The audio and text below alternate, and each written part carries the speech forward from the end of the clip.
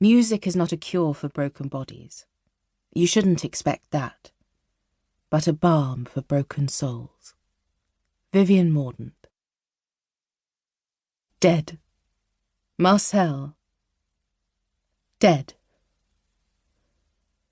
When did those two words ever belong together?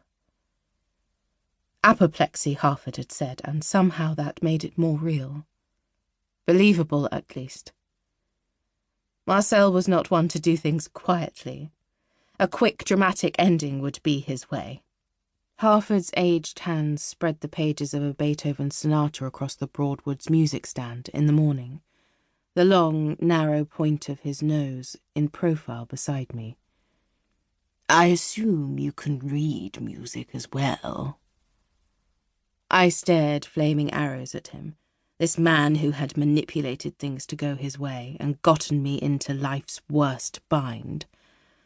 All so Harford could have the right sort of pianist for his harebrained medical trials.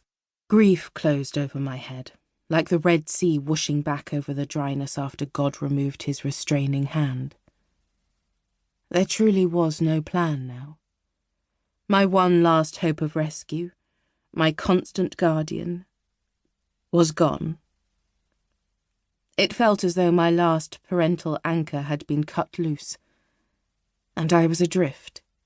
My glare deepened, but it didn't seem to penetrate his affable, easygoing nature. "Right, of course. I've just never seen you play with it." The music of that grand space had shifted, from my own private and richly shadowed nocturne to a silly minuet.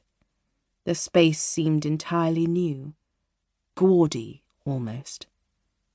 Then there was Frederick Harford, with his devout mantle of peace and watchful blue-eyed stare that added an invasive little arpeggio.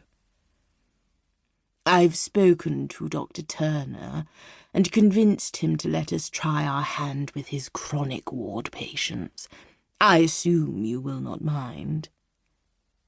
He paused, watching me. "Quite an interesting man, that Dr. Turner."